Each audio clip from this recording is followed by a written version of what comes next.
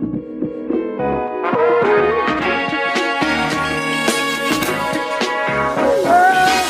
everyone, welcome back to Play Cinema Channel. Ya lur, sedikit tips nih buat kalian yang selalu galau kalau doi nggak ngabar-ngabarin atau bahkan jarang ketemu. Memang terlihat tidak mencari tapi dia merindukan. Memang terlihat tidak mengabari tapi yakin aja dia sedang mendoakan.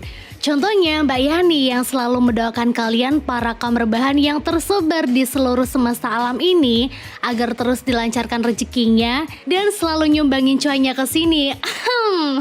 Oke, kali ini Mbak Yani akan membawakan alur cerita film yang berjudul Dragon Heart rilisan tahun 2020, mengisahkan seorang pemuda yang bersatu dengan naga untuk menumpas para korup-korup laknat di kotanya. Udahlah, nggak usah kebanyakan basa-basi lagi, langsung aja kita masuk ke dalam alur ceritanya, let's go!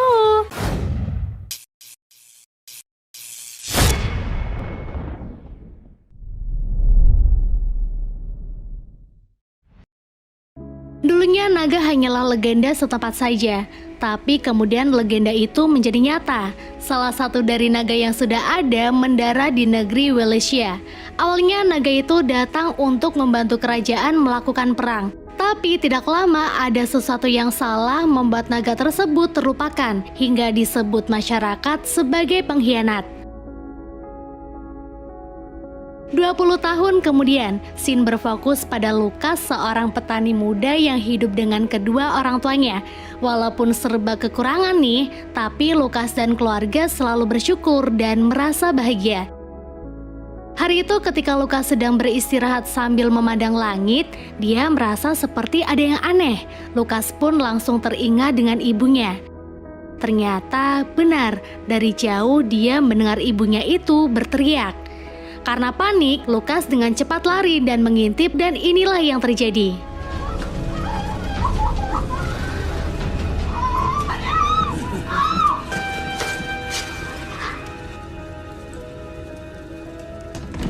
Orang tuanya dibunuh dengan sangat kejam oleh 4 perampok buas. Mereka ada beruang, ular, serigala, dan kalajengking. Terdengar jika mereka akan berpencar untuk mempersiapkan perampokan mereka lagi minggu depan.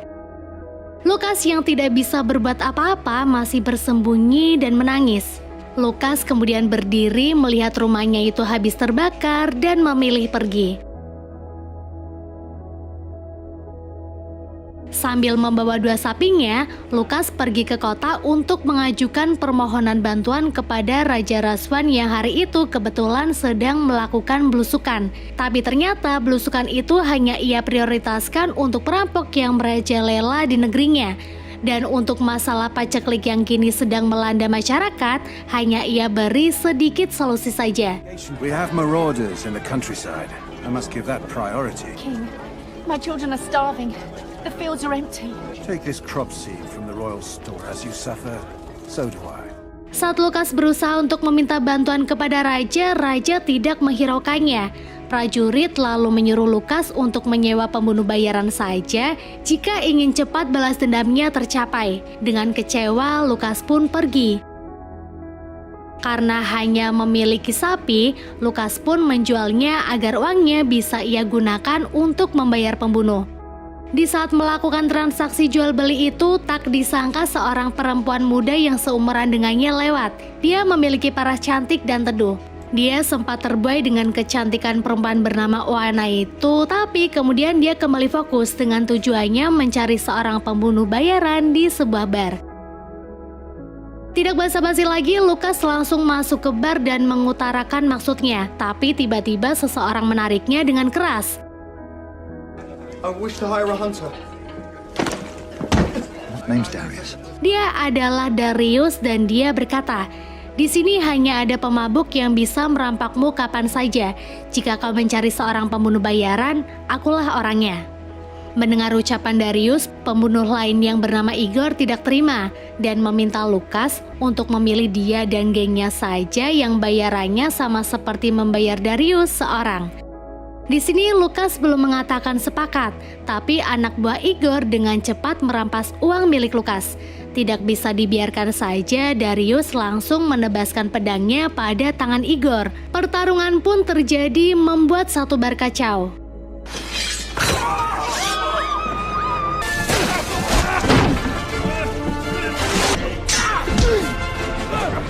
Ketika ada kesempatan, Lukas memilih untuk kabur daripada harus ikut babak belur.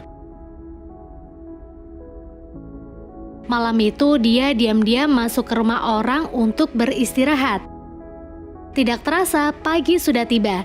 Rumah itu adalah milik seorang pandai besi. Saat si pandai besi datang, dengan cepat Lukas bersembunyi.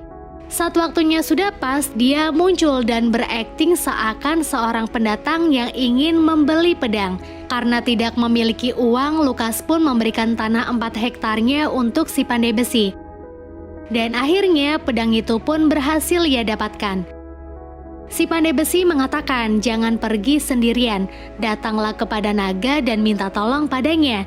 Tapi dengan syarat memberi sekantong benih untuk imbalan. Walaupun ragu jika naga itu benar-benar nyata, tapi Lukas semangat untuk mencarinya dengan bertanya kepada orang-orang. Banyak dari mereka yang menolak untuk memberitahu, tapi syukur masih ada satu yang bersedia menunjukkan arah di mana naga itu tinggal. Dari pagi sampai ketemu pagi lagi, Lukas masuk ke dalam hutan sampai kemudian dia melihat ada sebuah gua yang diselimuti es. Perlahan Lukas masuk ke gua tersebut dan segera memberikan sekantong benih sebagai penawaran kepada sang naga. Karena tak kunjung muncul, dengan polosnya Lukas memanggil si naga.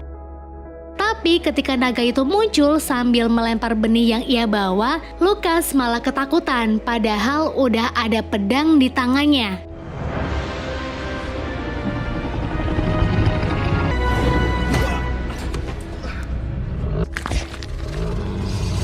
I take it back. Sivith, my name is Sivith. Dengan sedikit gemetar, Lukas menceritakan masalahnya kepada naga yang ternyata betina itu. Berbeda dari naga yang kita tahu bisa mengeluarkan api dari mulutnya, Sivith mengeluarkan es yang bisa membekukan apapun. Lukas kembali menanyakan apakah dia bersedia menolong Lukas. Sivith menjawab dengan tegas, jika dia tidak ingin melakukan apapun. Menurutnya, balas dendam hanya akan menarikmu ke dalam bahaya dan kematian. Dengan kesal, Lukas pergi. Dia berkata, walaupun butuh waktu seumur hidup, dia akan tetap melakukan balas dendam atas kematian orang tuanya. Choke on it. I don't need your help. I'll do it myself. If it takes me a lifetime, I'll do it myself. Keesokan paginya, ketika Lukas masih tidur, seekor kuda mengagetkannya. Karena kuda itu tidak bertuan, Lukas pun membawanya. Di tengah jalan saat dirinya ingin mengambil minum, seseorang datang dan itu ternyata Darius. Dia ternyata datang untuk memberikan koin yang sempat dicuri oleh Igor. Sekaligus berniat untuk membantu Lukas menemukan para perampok. Dengan rencana yang matang, Darius memutuskan untuk menyerang mereka secara terpisah. Tapi lebih dulu mereka akan menemukan si beruang sebelum dia merekrut banyak orang untuk bergabung dengan gengnya. Di dalam perjalanan mencari si beruang, Darius sedikit menceritakan masa lalunya yang pernah ditabrak oleh kereta kuda milik seseorang bermata satu. Dia membuat kereta Darius dan orang tuanya terbalik yang mengakibatkan kedua orang tuanya meninggal. Hingga ketika Darius dewasa, Darius mendatangi Sivith dan meminta pertolongan, tapi Sivith itu malah menolak. Di sini Darius mengatakan jika dia sangat kecewa dengan Sivith. Sebelum pergi lebih jauh, Darius sempat melatih Lukas menggunakan pedang. Hal itu dia lakukan agar Lukas bisa sedikit membela diri saat datang situasi tidak terduga. Dan sekarang saatnya untuk menyergap si beruang. Sambil bersembunyi, Darius kembali menceritakan kisah Sivith kenapa bisa disebut pengkhianat oleh negeri Wallachia. Dulu jauh sebelum Lukas dilahirkan, terjadi perang besar. Sebelum perang itu terjadi, Sivith datang dan menjanjikan kedamaian.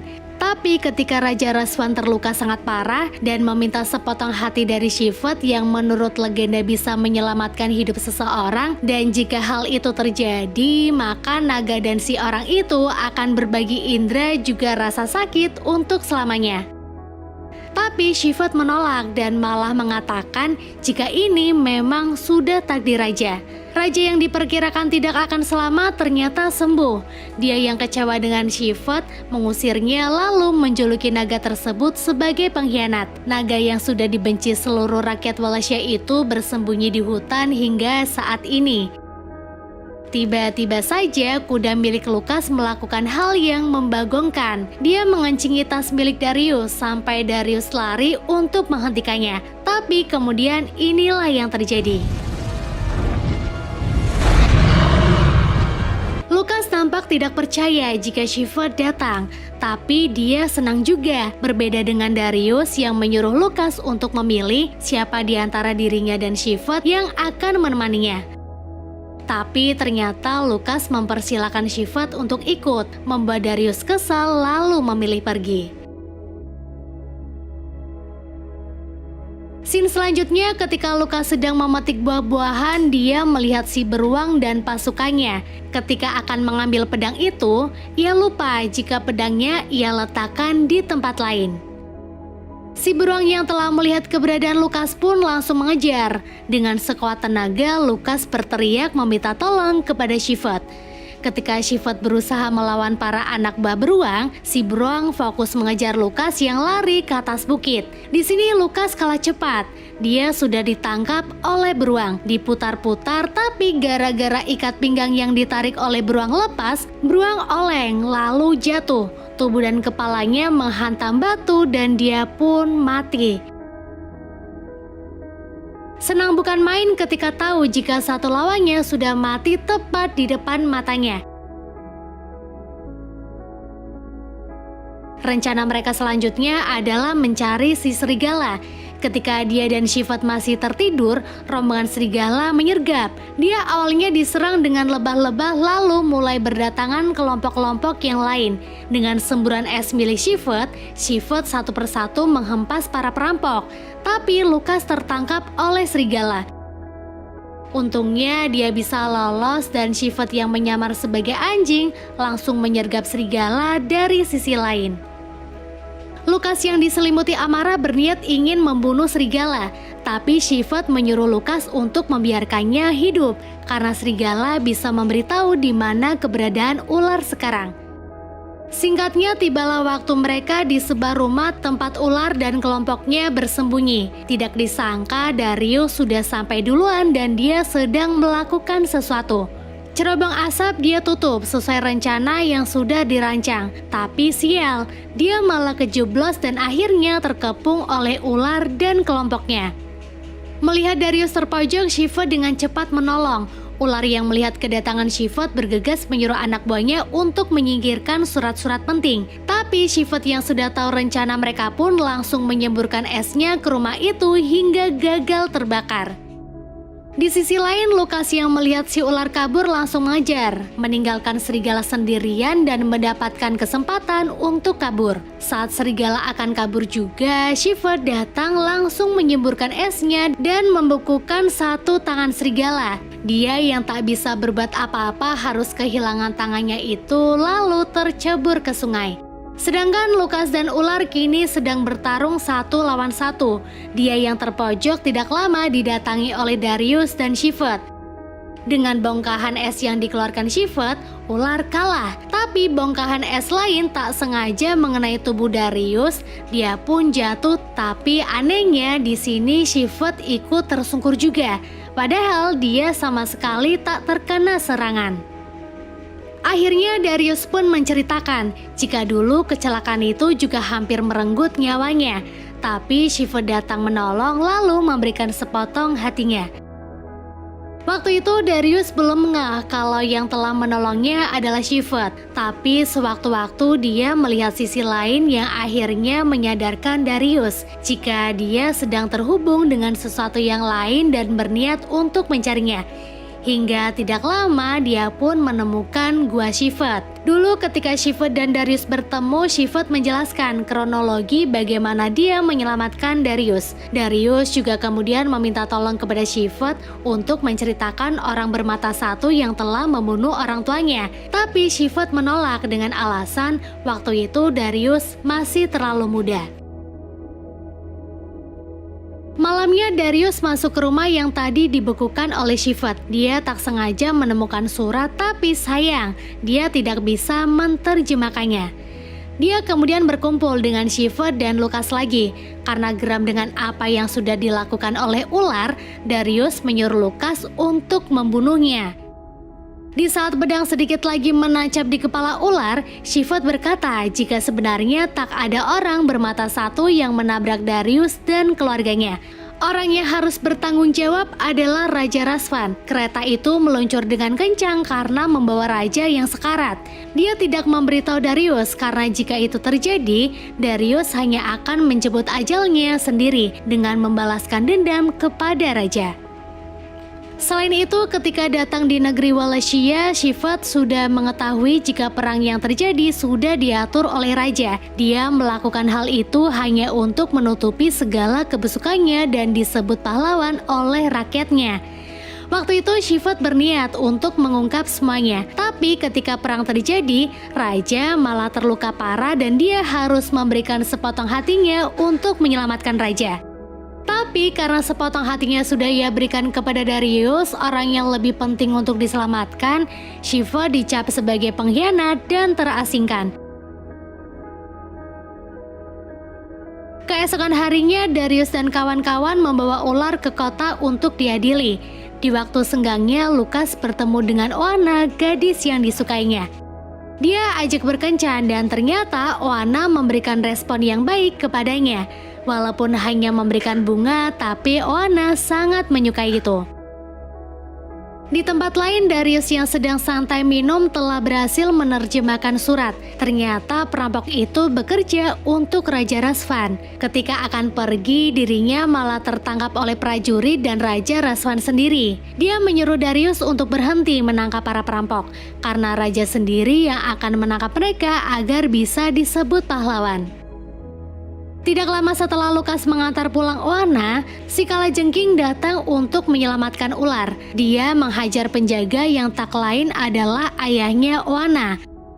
Ruang penjara juga dibakar. Untungnya ayah Oana bisa diselamatkan Shepherd yang langsung menyemburkannya es. Malam itu cukup menegangkan, tapi untungnya masalah bisa langsung diatasi. Tapi Lucas menyalahkan Shepherd karena waktu itu mencegah dirinya untuk membunuh ular. Dia lalu pergi sendirian untuk mencari ular dan kalajengking. Sedangkan kalajengking menyamar sebagai tikus untuk menyusup ke istana. Singkat waktu, sampailah Lucas dan Darius di suatu tempat yang diselimuti salju. Mereka juga tiba-tiba mendapatkan serangan dari musuh. Untungnya Darius peka dan menyuruh Lucas untuk berlindung. Tidak bisa terus berdiam diri, Darius menyuruh Lucas untuk pergi sedangkan dirinya akan mengalihkan perhatian. Tapi malah ini yang terjadi.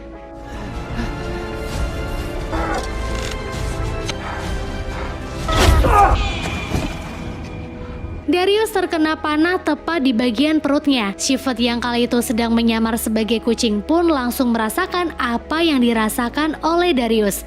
Dan yakin jika kini Darius dan Lucas sedang dalam bahaya. Karena situasinya sedang sangat berbahaya, Darius mencoba membagi penglihatannya untuk Shepherd. Dia bermaksud meminta Shepherd untuk datang menolong. Shepherd yang sudah melihat penglihatan itu pun mengabaikan rencananya dan langsung pergi menolong Darius dan Lucas. Raja Razvan yang melihat hal itu langsung menyobek surat yang akan ia tujukan kepada ular dan kalajengking. Menunggu Shepherd datang, Darius dan Lucas masih terus berusaha untuk melawan ular dan kalajengking. Tapi karena tenaganya yang sudah berkurang, kalajengking menenggelamkan Darius ke sungai, membuat dia engap dan Shepherd pun merasakan hal itu. Dia yang sedang terbang sampai jatuh tersungkur. Tapi karena masih punya cara untuk melawan, Darius berhasil membunuh kalajengking dengan menancapkan anak panah di perutnya ke leher kalajengking. Tidak lama Shepherd pun datang. Ular yang tidak mungkin melawan Shepherd berkata jika dia menyerah dan minta untuk diampuni. Tapi ketika Shepherd melihat keadaan Lucas yang tidak berdaya dan berlumuran darah, tidak basa-basi Shepherd langsung melahap ular itu lalu ia lempar ke sungai. Setelah itu Darius dan Shepherd yang sangat khawatir dengan keadaan Lucas pun langsung menghampirinya. Dan sebelum semuanya terlambat, Darius menyuruh Shepherd untuk membawa Lucas pergi. Lalu dia akan menunggu Shepherd datang lagi untuk menjemputnya.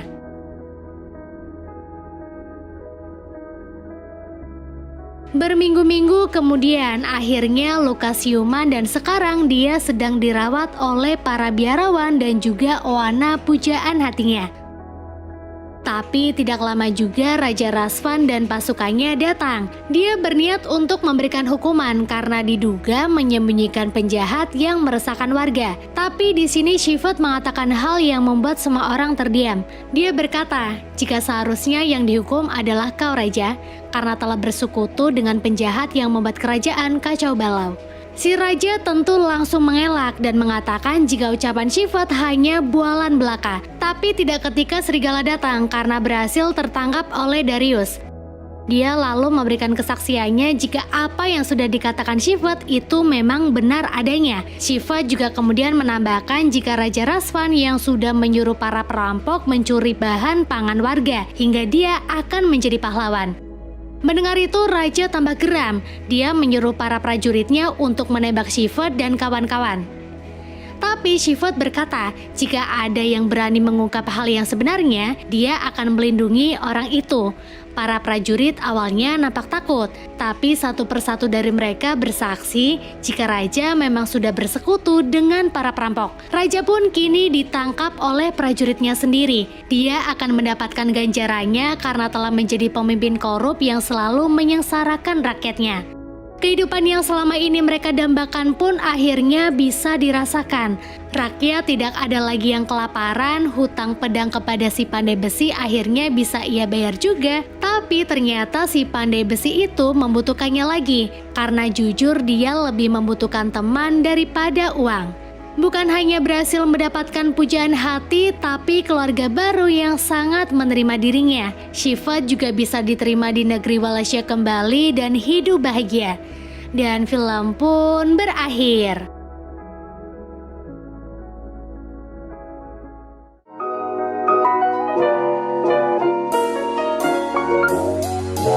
Bagaimana filmnya Lur? Nggak nyangka kan kalau Raja sendiri yang bakalan jadi koruptornya? Dia nggak ada kerjaan lain apa sampai buat masalah sendiri biar bisa dipanggil pahlawan? Kesel sumpah. Tapi filmnya seru banget, berasa diajak ke negeri dongeng. Dari film ini Mbak Yani semakin sadar, emang ya kalau mau menegakkan kebenaran rada susah rintangannya. Tapi dari situ kita dilatih agar semakin kuat dan bijak dalam mengambil segala keputusan. Saya Mbak Yani dan tim yang bertugas mengucapkan terima kasih. Bye and see you Lur.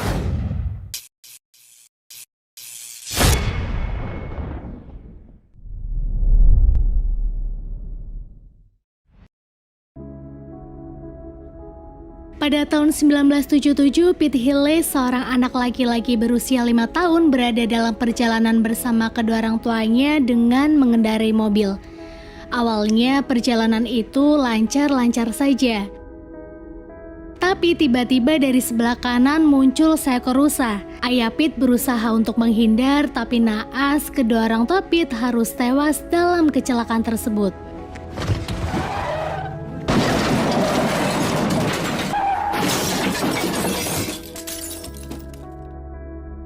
Pete yang kini sendirian mulai mengemasi barang-barangnya lalu masuk ke dalam hutan.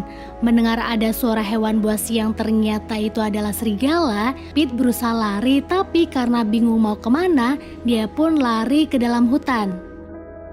Dia sempat terkepung oleh kawanan serigala tersebut, tapi seekor naga hijau datang membuat kawanan serigala itu kabur ketakutan. Pete kira dia akan dimakan oleh si naga. Tapi si naga malah mengulurkan tangannya tanda dia ingin berkenalan. Karena tidak tahu harus kemana lagi, Pete pun pergi bersama naga tersebut lalu memulai kehidupan yang baru.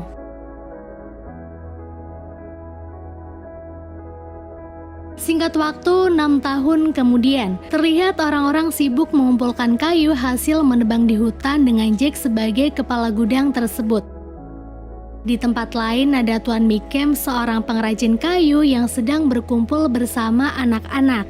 Di sana dia menceritakan kisah dirinya yang pernah melihat seekor naga di hutan. Tapi sayangnya mereka tidak percaya, sama seperti Grace, anak dari Tuan Mikem.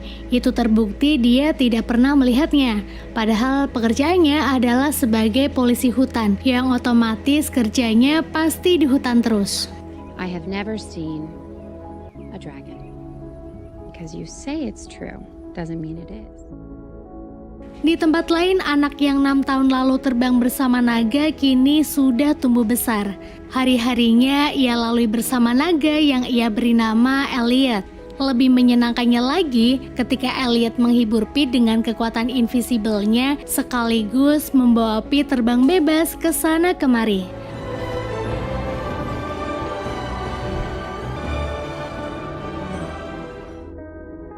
Keesokan harinya ketika sedang berjalan-jalan di hutan, Pete melihat seseorang yang tak lain adalah Grace. Karena penasaran, Pete dengan hati-hati mengikuti Grace. Ternyata Grace datang untuk mengecek pohon mana saja yang boleh ditebang. Dia juga menggunakan kompas agar tidak tersesat. Pete yang tertarik dengan kompas itu diam-diam mengambilnya. Grace yang tidak tahu jika Pete diam-diam mengambil barangnya pun pergi begitu saja ketika rekannya datang. Malam yang tenang itu, Pete mengambil buku dongengnya lalu membacanya bersama dengan Elliot. Lalu tidak lama mereka pun tertidur.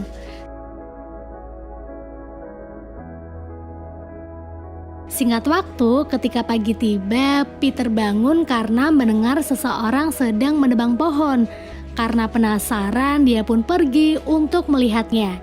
Ternyata mereka adalah anak buah Jake. Grace yang tahu jika suaminya telah melanggar batas menebang yang sudah ditentukan datang dan langsung menegur. Natalie anak mereka protes karena terlambat ke sekolah gara-gara orang tuanya debat. Ketika keluar dari mobil, dia melihat-lihat hutan dan tidak sengaja melihat Pete sedang nangkring di pohon. Pete yang ketakutan pun lari. Dia bahkan sampai memanjat pohon karena Natalie mengejarnya. Natalie sendiri yang masih penasaran ikut memanjat. Dia yang tidak pandai memanjat seperti Pete akhirnya terjatuh. Tapi dari kejadian itu mereka pun bisa berkenalan. Teriakan Natalie yang cukup keras membuat orang tua dan penebang yang lain datang. Natalie nyeritain dong jika dia baru saja bertemu dengan anak lelaki hutan. Grace lalu mendekati Pete hanya untuk berkenalan. Tapi ketika dia melihat kompas miliknya ada pada Pete, Grace langsung mengejarnya, membuat Pete tambah takut lalu memanjat pohon. Namun Gavin yang saat itu sedang di dalam hutan langsung menghentikan Pete, menariknya hingga jatuh dan pingsan. Di waktu yang sama, Elliot bangun dari tidurnya, tapi dia tidak menemukan Pete. Padahal saat ini Pete sedang dibawa ke rumah sakit oleh Grace dan keluarganya. Elliot yang masih mencari mencoba mengintip tapi tidak sengaja merobohkan pohon yang dipegangnya.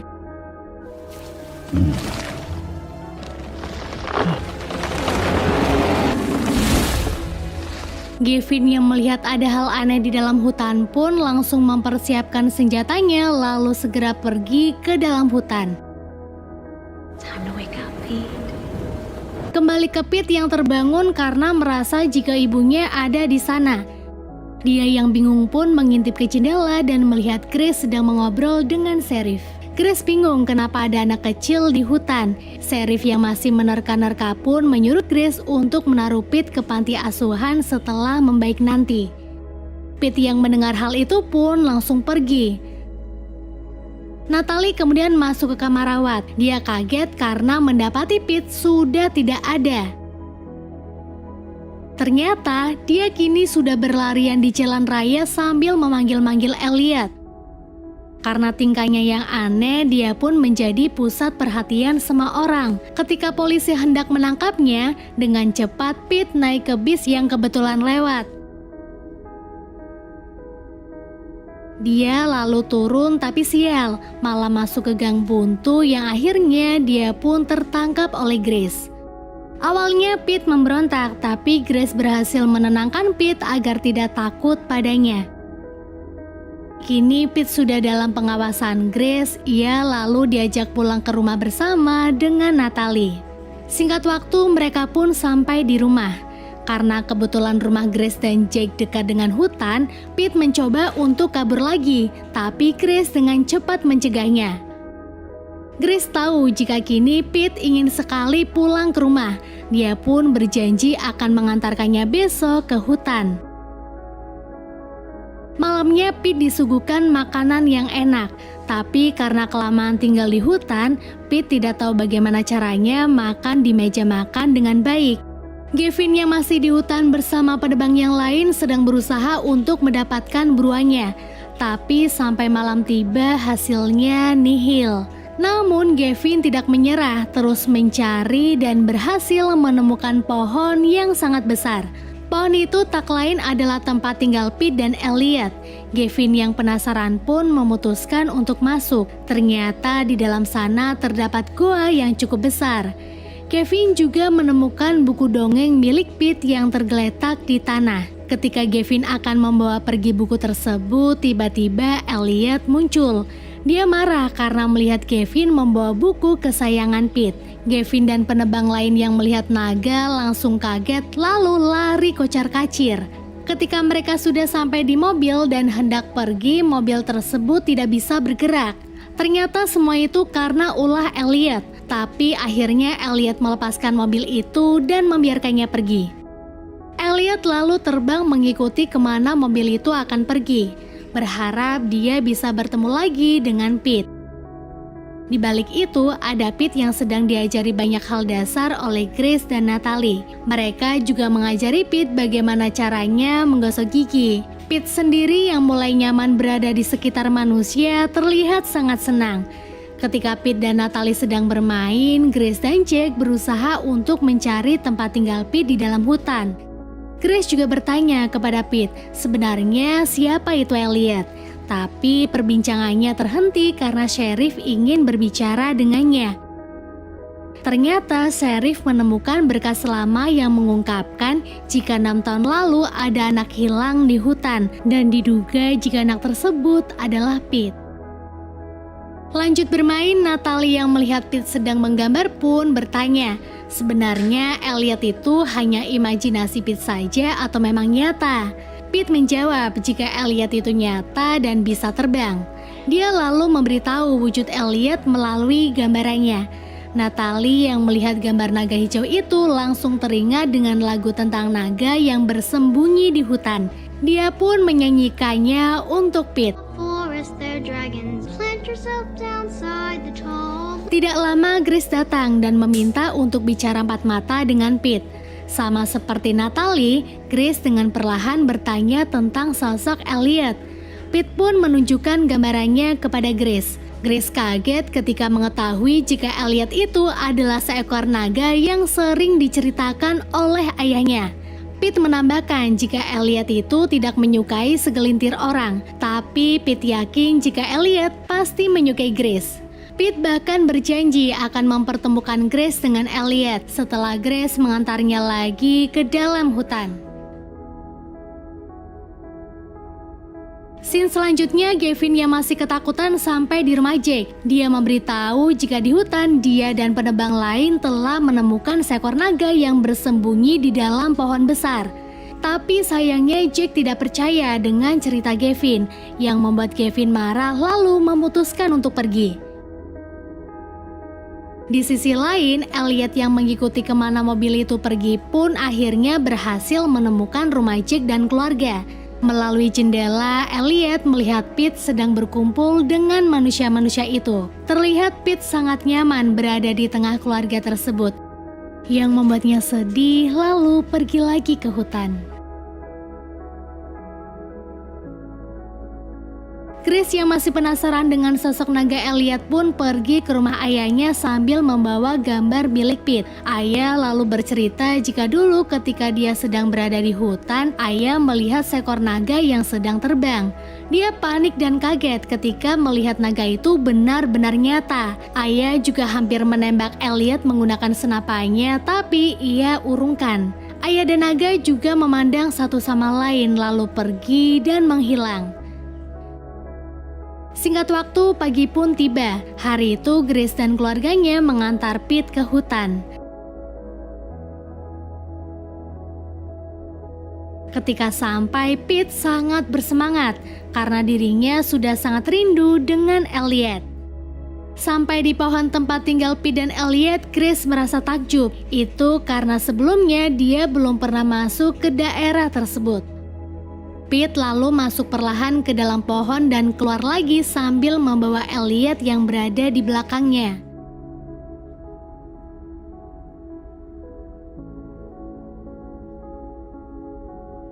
Grace dan Natalie awalnya cukup takut, tapi mereka mencoba untuk tenang. Natalie juga berani untuk mendekati Elliot dan menyentuh wajahnya. Tapi tiba-tiba Gavin datang dari belakang menembakkan peluru bius dibantu teman-temannya yang lain.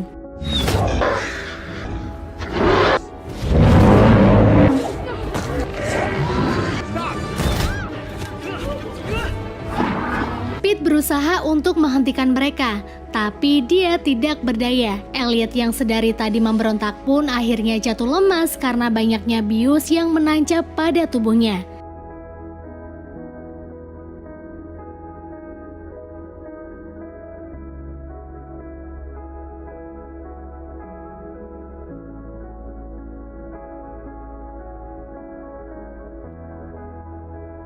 Jack yang mengetahui jika Gavin berniat memburu Elliot pun segera datang, tapi dia terlambat. Kini Gavin dan teman-temannya akan membawa Elliot ke gudang menggunakan truk tronton. Semua orang yang berada di gudang kayu tercengang ketika melihat ada seekor naga raksasa di depan mata. Gavin lalu menyimpan Elliot di salah satu gudang dan berniat menjualnya ke media, sehingga nanti dia akan mendapatkan uang yang sangat banyak. Hal itu pun ditentang oleh Tuan Mikem. Elliot seharusnya dibiarkan bebas di hutan karena hutan adalah habitatnya. Namun sayangnya Gavin tidak peduli tentang hal tersebut. Tidak lama para polisi datang setelah mendengar jika seekor naga berhasil ditangkap. Ketika mereka akan masuk, Grace berusaha mencegah mereka. Di sisi lain, Pete dan Natalie juga berusaha masuk ke dalam gudang untuk membebaskan Elliot.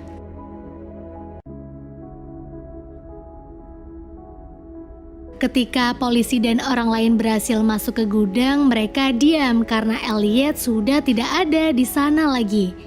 Hal itu pun membuat para polisi tertipu dengan cerita khayalan milik Gavin, padahal tanpa mereka tahu jika sebenarnya Elliot masih di dalam gudang. Dia menggunakan kekuatan invisible-nya agar tidak terlihat. Pete dan Natalie lalu berencana untuk membawa Elliot kembali ke hutan. Tapi mereka tidak tahu bagaimana caranya sampai Tuan Mikem datang memberikan bantuan. Dia mengemudi truk miliknya dan berusaha keras untuk kabur, membawa Elliot untuk kembali lagi ke habitatnya. Aksi tersebut pun mencuri perhatian semua orang. Gavin lalu menyuruh orang-orang untuk mengejar naga tersebut, tapi dia harus terlambat karena kuncinya diambil oleh Grace dan dilempar entah kemana. Gavin yang masih berambisi untuk mendapatkan uang dari menjual naga berusaha sekeras mungkin mengejar truk. Ia bahkan berhasil menyalip truk dan memblokade jalan tepat di depan jembatan. Gavin yang nekat berdiri dan menyuruh Tuan Mikem untuk berhenti. Tapi sama berambisinya dengan Gavin, Tuan Mikem tetap tancap gas dan membuat Gavin ketakutan. Tuan Mikem yang tidak peduli apa yang ada di hadapannya pun menabrak mobil Gavin sampai terpental ke dalam jurang. Namun sayangnya truk harus berhenti setelah melewati jembatan dikarenakan habis bahan bakar. Elliot yang marah lalu terbang ke jembatan dan membakarnya sampai membuat jembatan hancur.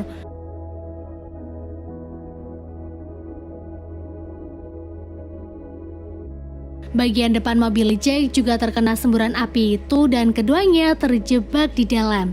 Pete yang tidak mau orang-orang baik itu celaka meminta Elliot untuk berhenti. Saat mobil akan jatuh ke jurang, dengan cepat Elliot langsung menahannya.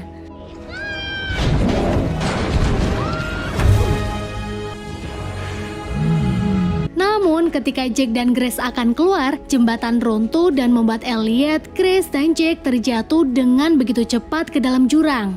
Semua orang termasuk Pete sangat terpukul dengan kejadian itu karena mengira jika mereka tidak selamat. Tapi beberapa saat kemudian Elliot datang membawa serta Grace dan Jake. Melihat hal tersebut, semua orang lega termasuk Gavin. Pete juga sangat senang karena Elliot berhasil menyelamatkan manusia.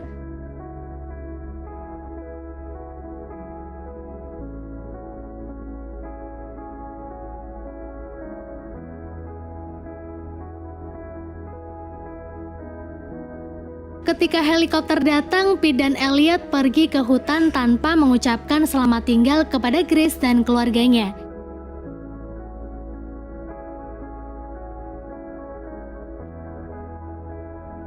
Sesampainya di hutan, Elliot dan Pete sedih karena pohon yang selama ini menjadi tempat tinggal mereka sudah hancur. Elliot yang sedih berjalan ke tempat lain, mengambil buku milik Pete lalu membuka salah satu halaman pada buku dongeng tersebut. Dia menunjukkan gambar sebuah keluarga yang sedang menikmati api unggun. Ternyata itu isyarat Elliot agar Pete mau kembali pada Grace dan keluarganya. Dengan sangat berat hati, Pete pun mengiyakan untuk kembali lagi pada Grace dan keluarganya. Dia pun memeluk Elliot untuk mengucapkan selamat tinggal. Di sisi lain, Grace dan keluarganya yang tengah sedih karena telah berpisah dengan Pete pun kaget ketika melihat Pete sudah berada di depan rumahnya. Mereka pun kini bisa hidup bersama dan bahagia.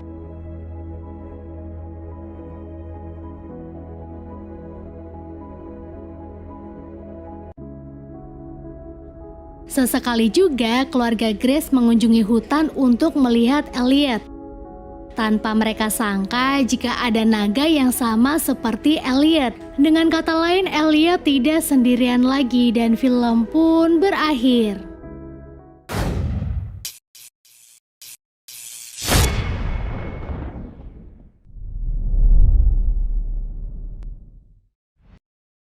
Allegasia was ruled by men as Ribuan tahun yang lalu ada sebuah negeri bernama Allegasia. Selama ribuan tahun, negeri tersebut hidup damai dengan perlindungan dan pelayanan yang diberikan oleh penunggang-penunggang naga. Tapi, pada suatu hari para penunggang naga saling bertarung untuk memperebutkan kekuasaan. Salah satu penunggang naga bernama Galbatorix telah membunuh mereka semua, dan sejak saat itulah Allegasia dikuasai oleh King Galbatorix. Bukan cuma membunuh para penunggang dan naga, tapi King Galbatorix juga membunuh para pemberontak, yaitu para pejuang kemerdekaan yang dikenal sebagai Kaum Verden. Kaum Verden yang selamat bersembunyi di gunung dan menunggu ada kesempatan untuk melawan raja. as Arya, an ally of Beberapa tahun kemudian terlihat seorang perempuan bernama Arya. For your information Lord, dia adalah sekutunya Kaum Verden. Malam itu dia dikejar oleh Durza, seorang penyihir gelap suruhan Raja Galbatorix karena ketahuan mencuri batu aneh milik raja. Di waktu yang sama pula, ada seorang pemuda bernama Eragon yang membawa busur panahnya karena akan pergi berburu di hutan. Kembali lagi kepada Arya, dia terus berusaha kabur bersama dengan dua pengawalnya menghindari kejaran Durza. Tapi sayang, dua pengawalnya terkena serangan dan dirinya sendiri dijatuhkan dari kudanya.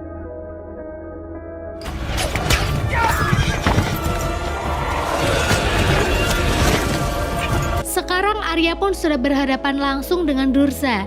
Dia yang tak bisa kabur karena dikelilingi api langsung menggunakan sihirnya untuk menukar batu aneh itu dengan benda yang lain, dan ternyata benda tersebut tertukar dengan rusa yang hampir saja dipanah oleh Eragon. Eragon awalnya kaget, tapi karena dirinya penasaran, dia pun mengambil benda itu lalu dibawanya pulang. Singkat waktu, ketika Eragon sudah sampai di kota, dia masuk ke toko daging dan berniat ingin membeli. Tapi karena dagingnya terlalu mahal, dia pun menunjukkan batu aneh itu kepada sang penjual dan mengatakan jika dirinya ingin menukar batu tersebut dengan daging. Tapi karena si penjual tahu jika batu aneh itu milik Raja Galbatorix, si penjual menolak dan menyuruh Eragon untuk tidak memberitahu siapapun. Get out! Eragon kemudian pulang, dan saat tiba di rumah, dirinya sudah disambut oleh sepupunya Roran. Mereka sempat bermain bersama dan setelah itu Eragon pergi ke ruangan lain untuk menaruh batu aneh. Dia mengeluarkannya dari tas lalu meletakkannya begitu saja di tumpukan tanah. Di luar ketika keduanya sedang berkebun, Roran berkata jika dirinya akan pergi karena merasa jika umurnya sekarang sudah cukup untuk direkrut bekerja. Dia akan pergi sebelum prajurit kerajaan membawanya paksa dan menjadikannya pelayan. Mendengar itu, Eragon merasa berat melepas Roran pergi, tapi dia harus merelakannya. Setelah berpamitan dengan sang ayah, Eragon mengantar Roran sampai di perbatasan hingga kemudian mereka saling mengucapkan kata perpisahan. Malamnya ketika Eragon sedang merenung, batu yang ia letakkan di tanah tiba-tiba bergerak. Dia yang curiga terus memperhatikan dan saat itulah dia tahu jika selama ini benda tersebut adalah telur naga.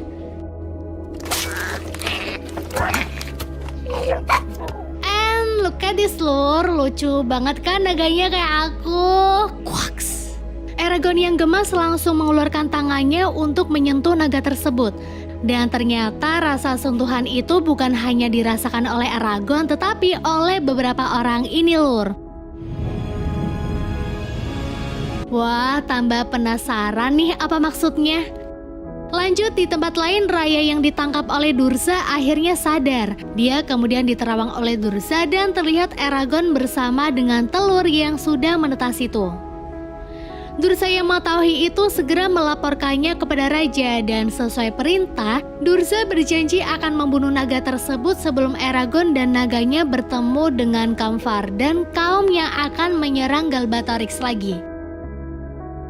Jadi lur, Kamfardan meyakini legenda kalau mereka bertemu dengan penunggang naga yang baru, maka mereka bisa mengalahkan Raja Galbatorix. Singkat waktu, pagi pun tiba. Eragon yang terbangun dari tidurnya terkejut ketika melihat telapak tangannya terdapat bekas luka. Tidak peduli bekas apa itu, Eragon bergegas mengambil susu untuk sarapan si naga. Tapi naga tersebut malah menumpahkan susunya dan memilih memakan tikus yang ada di sana. Sorry. That's all there is.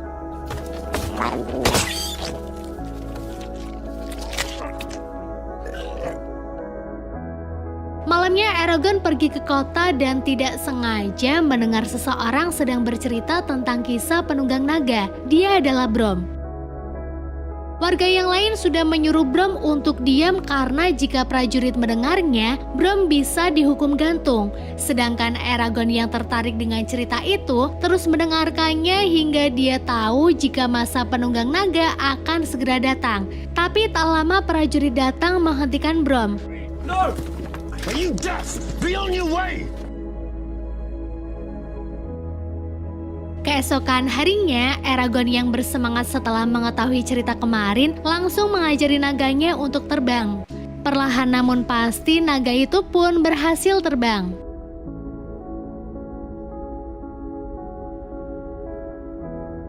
Karena tak kunjung kembali lagi, Eragon berpikir naga itu meninggalkannya. Tapi tiba-tiba tanda yang ada di tangannya bersinar dan di waktu yang sama naga itu berubah wujud menjadi naga dewasa.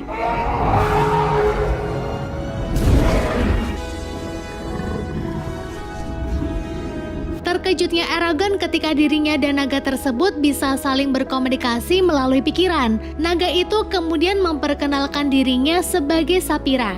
I am Saphira.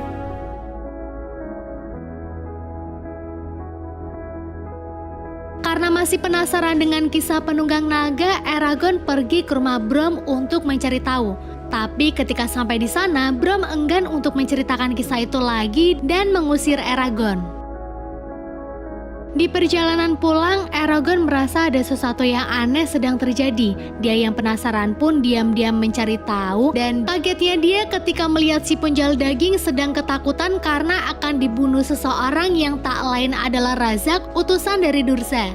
Di situ Eragon berusaha untuk bersembunyi, tapi kemudian dia sadar jika pamannya di rumah pasti sedang dalam bahaya. Dia pun lari sekencang mungkin untuk menyelamatkan pamannya itu. Tapi di tengah jalan, Saphira membawanya pergi karena tahu jika Eragon sedang dalam bahaya. Eragon yang tak bisa membiarkan pamannya dalam bahaya terus meminta Saphira untuk menurunkannya. Saphira tentu menolak, tapi karena Eragon ngeyel, dia pun menurunkannya tepat di tumpukan jerami. Tapi ternyata Eragon terlambat, rumahnya sudah porak-poranda dan pamannya tewas. Merasa kecewa dengan Saphira yang tidak segera menolong pamannya, Eragon pun mengusirnya. Go away! Tidak lama kemudian Brom datang. Ketika melihat tanda yang ada di tangan Eragon, Brom langsung membakar rumah beserta jenazah paman Eragon lalu membawa Eragon pergi bersamanya. Kenapa begitu? Karena sekarang Eragon adalah buruan raja. Setelah lari cukup jauh, Brom menyuruh Eragon untuk memanggil naganya, tapi Eragon menolak dengan alasan jika Saphira sudah membunuh pamannya. Padahal yang sebenarnya terjadi, Saphira berusaha untuk melindungi Eragon. Sebagai darah muda yang emosinya masih berapi-api, Eragon berencana untuk mencari Durza dan akan membunuhnya. Mendengar itu, Brom akhirnya memberitahu siapa Durza sebenarnya. Dia juga berkata jika Eragon dan Saphira adalah harapan untuk Varden. Di sini Eragon curiga kenapa Brom bisa tahu dengan detail tentang hal-hal itu. Dan ketika dia tanya, Brom menjawab jika dirinya hanya tahu sedikit tentang naga. Setelah mengetahui semua itu, Eragon memanggil Saphira menggunakan pikirannya. Dan tidak perlu waktu lama, Saphira pun muncul. Brom kemudian menganalisa Saphira. Melihat tubuh Saphira sudah sangat cocok untuk ditunggangi, Eragon langsung menolak untuk menunggangi Saphira lagi. Tapi walaupun begitu, dia harus tetap melakukannya karena Kaum Varden sangat bergantung kepadanya. Brom juga berkata jika takdir Eragon sebagai penunggang naga sudah ditentukan. Berawal dari telur naga yang menetas jika sudah merasakan kehadiran penunggangnya. Brom lalu menambahkan jika cara untuk membunuh naga ya dengan membunuh penunggangnya. Maka dari itulah Razak mencari-cari Eragon kemarin. Perjalanan bermula di sini. Brom yang tahu jika Durza pasti akan mengirim Urgal untuk mencari Eragon, dia menyuruh Saphira untuk mengawasi mereka berdua dari atas dan hanya boleh kembali jika hari sudah gelap.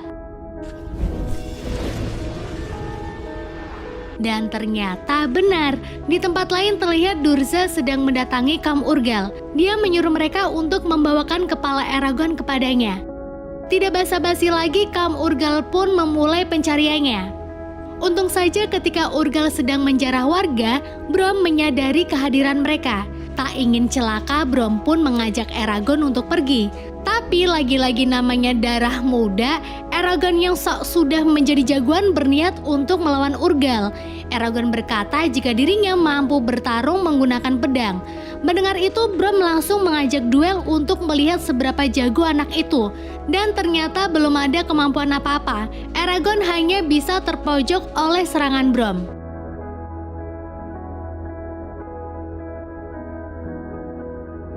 Malamnya, Brom, Eragon, dan Saphira memutuskan untuk beristirahat. Di hutan ketika Brom sedang membuat api unggun, Eragon sempat curiga karena Brom bisa dengan mudah menyalakan api. Singkat waktu, pagi pun tiba. Mereka pun kembali melanjutkan perjalanan. Setelah cukup lama berkuda, akhirnya mereka sampai di desa Daret. Brom meminta Eragon untuk membeli roti sedangkan dia akan pergi ke tempat lain. Tapi tiba-tiba seseorang terlihat sedang membuntuti Eragon. Tidak perlu berpikir lagi, dia masuk ke sebuah rumah yang ternyata itu rumah milik seorang peramal. Tidak beberapa lama peramal itu muncul dan menawarkan Eragon untuk diramal. Karena peramal itu tidak meminta imbalan, Eragon pun mengiyakan. Si peramal mengatakan jika Eragon sudah ditunggu oleh banyak keras dan tidak lama peperangan besar akan terjadi. Dia juga mengatakan jika ada seorang perempuan yang terus memanggil Eragon dalam mimpi. Saat Eragon selesai dengan peramal, dia keluar dan kagetnya dia ketika sudah ada Kaum Urgal yang berniat untuk membunuh Eragon. Untung saja Brom datang dengan cepat untuk menyelamatkannya. Tapi kemudian terjadi pertarungan. Karena mereka terpojok, Eragon tanpa sadar melepaskan panah yang berisi sihir. Mereka semua terhempas, tapi Eragon juga tergulai lemas hingga Saphira datang menolong.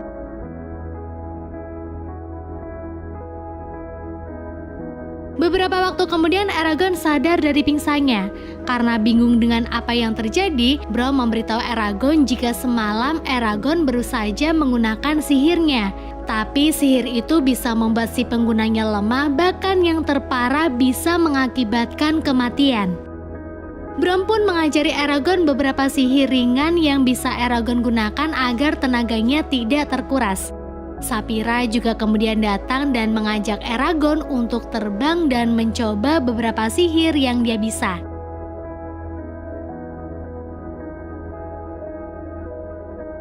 Awalnya Eragon nampak kesusahan karena kecepatan Saphira yang gak kira-kira. Tapi kemudian dia bisa mengendalikannya, bahkan mencoba sihir yang sama digunakan oleh Saphira untuk melihat hutan lebih jelas. Di waktu yang sama jugalah Eragon bisa melihat Razak yang sedang mengincar Brom di hutan. Dengan cepat Eragon menyuruh Saphira untuk terbang rendah, tapi karena tidak melihat situasi, Eragon diserang oleh Razak hingga terjatuh sampai Saphira bisa merasakan hal yang sama. Di saat Razak akan membunuh Eragon, Brom datang tepat waktu untuk membunuhnya menggunakan pedang sihir. Setelah keadaan sudah kembali aman, Brom marah karena Eragon tidak bisa melindungi Saphira dengan baik, tapi kemudian Eragon juga marah karena selama ini Brom telah menyembunyikan jati diri Brom sebagai penunggang naga. Terbukti dengan tanda di tangan Brom. Karena sudah ketahuan, Brom pun memberitahu Eragon jika naganya sudah mati dibunuh oleh penunggang naga pemilik pedang sihir. Orang itu bernama Morza, seorang penunggang naga nakal yang bersekutu dengan Galbatorix. Brom yang waktu sakit hati karena naganya telah dibunuh berusaha untuk mencari Morza si penunggang naga terakhir lalu membunuhnya. Tapi karena merasa malu dan bersalah, dia kemudian bersembunyi hingga bertemu dengan penunggang naga selanjutnya yang tak lain adalah Eragon. Di tempat lain, Urgal datang dengan tangan kosong kepada Durza, yang membuat Durza marah lalu membunuhnya. Sedangkan Eragon yang sedang tertidur didatangi oleh Arya dalam mimpi. Terlihat Arya meminta pertolongan kepada Eragon hingga esok paginya Eragon langsung bersiap untuk pergi ke tempat Durza dan menolong Arya. Brom yang mengetahui itu tentu menolak karena arahnya berlawanan. Padahal sebentar lagi mereka sampai ke tempat Camverden. Brom berulang kali memperingatkan Eragon untuk tidak pergi karena nyawa Eragon lebih penting dari yang lain. Tapi lagi-lagi, kesel banget Mbak Yen itu. Ngeyel banget Eragon kalau dibilangin, sok tau banget. Singkat cerita, Eragon sampai di tempat Durza. Dia berhasil menyelinap dan bertemu dengan Arya. Tapi Arya di sini berkata jika seharusnya Eragon tidak datang. Karena apa? Karena mimpi itu hanyalah jebakan yang dibuat oleh Durza. Tuh kan ngeyel sih. Durza lalu datang dan melemparkan beberapa benda tajam kepada Eragon. Untung Eragon bisa menghindarinya, tapi dia tidak bisa menghindari tombak yang dilemparkan oleh Durza. Hingga kemudian Brom datang dan mengorbankan dirinya sendiri. Eragon yang marah pun menancapkan panahnya tepat di kepala Durza, membuat penyihir itu lenyap begitu saja. Arya yang terbebas dari pengaruh sihir lalu membantu Eragon membawa pergi Brom dari tempat itu. Saphira juga tidak lama datang dan membantu mereka kabur dari sana. Sebelum pergi, Eragon sempat melihat orang misterius yang membantunya. Mereka memang berhasil kabur, tapi sekarang Brom sekarat. Sebelum mati, Brom memberikan pedangnya kepada Eragon dan menyuruhnya untuk segera pergi ke Camverden. Eragon yang tidak ingin teman baiknya itu pergi berusaha menggunakan sihirnya untuk menyembuhkan Brom. Tapi dia belum terlalu kuat hingga akhirnya Brom pun tewas. Esok paginya Eragon mengubur Brom menggunakan tumpukan batu. Saphira kemudian membantu mengubah batu itu menjadi kaca, sehingga jasad Brom tidak akan pernah rusak dimakan waktu.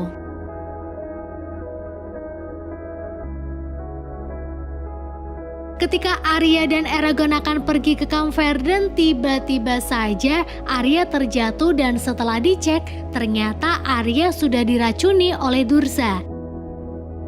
Eragon yang berpikir Durza sudah mati pun nyatanya masih hidup, dan sebenarnya Durza bisa mati jika Eragon membunuhnya tepat di jantung. Karena tidak bisa pergi bersama Eragon, Arya memberikan petunjuk bagaimana caranya untuk sampai ke Camp Verden. Ketika akan pergi, Saphira tiba-tiba menyerahkan orang yang kemarin menolong Eragon di tempat Durza. Dia adalah Murtagh.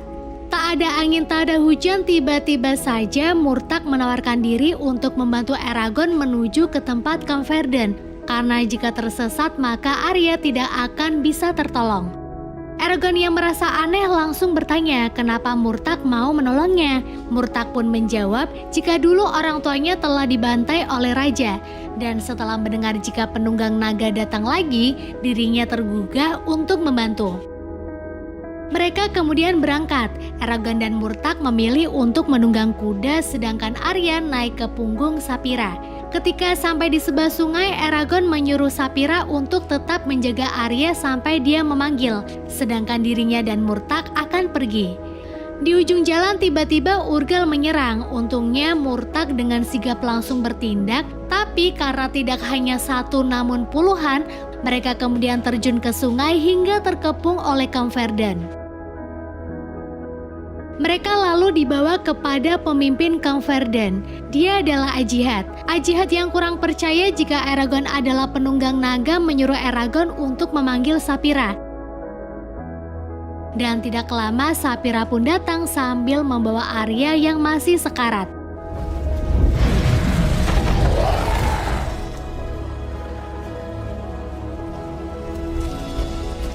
Di tempat lain, Galbatorix menyuruh Durza untuk mengirim pasukan setelah mengetahui lokasi Camp Verden bersembunyi. Tidak basa-basi lagi, Durza pun langsung mengumpulkan pasukannya.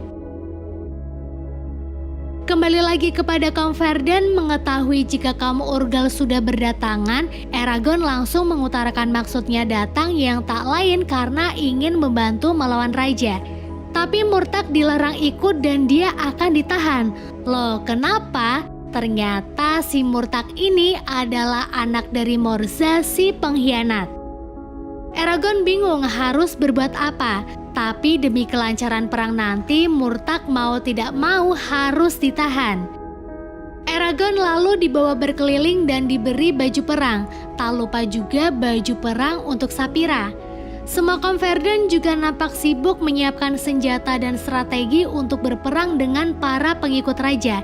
Hingga waktunya tiba dan di saat itulah Saphira sudah sanggup menyemburkan api dari dalam mulutnya. As one! Perang itu pun benar-benar terjadi.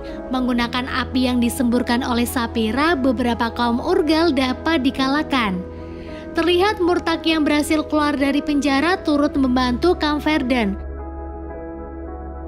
Tidak lama pasukan Durza datang. Karena Saphira terus membakar pasukannya, Durza menggunakan sihirnya untuk menarik perhatian Saphira dan Eragon. Beberapa kali Saphira berusaha menyerang Durza, tapi karena api yang Saphira semburkan tidak ada gunanya dan kekuatan Saphira sudah semakin melemah, Eragon pun dengan cepat langsung menancapkan pedangnya tepat di dada Durza hingga akhirnya dia pun musnah. Now! I expected more! Eragon lalu jatuh, tapi untungnya Saphira datang menolong sampai membuat tubuhnya terluka parah.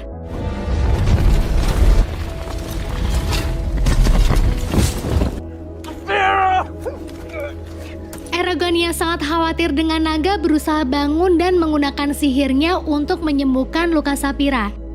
Karena kekuatan yang dia keluarkan terlalu besar, Eragon tak sadarkan diri tepat ketika perang itu telah usai.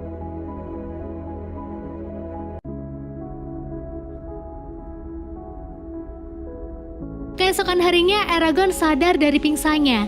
Dia sangat senang ketika tahu jika Saphira selamat. Saphira!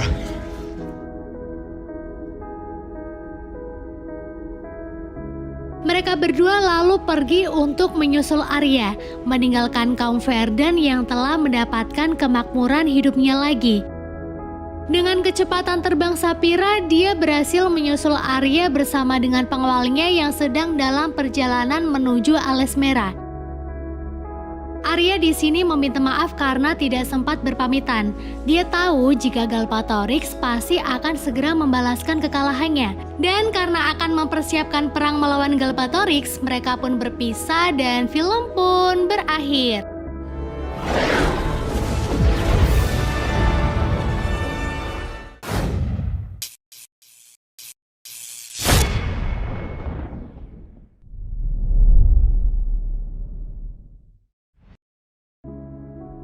Tuan Brittles dan beberapa pengawalnya datang ke panti asuhan atas perintah Raja Snout. Mereka juga membawa hadiah untuk anak-anak berupa buah. Tapi anehnya buah itu tidak segar. Dan benar, ternyata mereka datang hanya untuk mencari anak yang sudah mencuri kue. Anak-anak yang tidak tahu apa-apa hanya diam ketakutan. Jennifer yang tahu jika pencuri itu adalah Tiger bergegas bangun dari ranjangnya dan mengaku jika yang telah mencuri kue itu adalah dirinya. Tiger sendiri yang merasa sangat bersalah berusaha untuk mencegah para pengawal, tapi dia tidak berdaya dan hanya bisa berteriak memanggil Jennifer yang mulai dibawa pergi. Ketika Jennifer dimasukkan ke dalam kandang, datang pria misterius bernama Zambini. Dia menyuruh Brittles untuk melepaskan Jennifer, tapi karena ditolak, dirinya yang memiliki kekuatan sihir langsung mengubah Tuan Brittles menjadi beruang. Lalu karena melihat Jennifer kedinginan, Zambini mengubahnya lagi menjadi mantel. Merasa ada kecocokan, Zambini mengajak Jennifer pergi bersamanya lalu menjadikan Jennifer sebagai asisten barunya.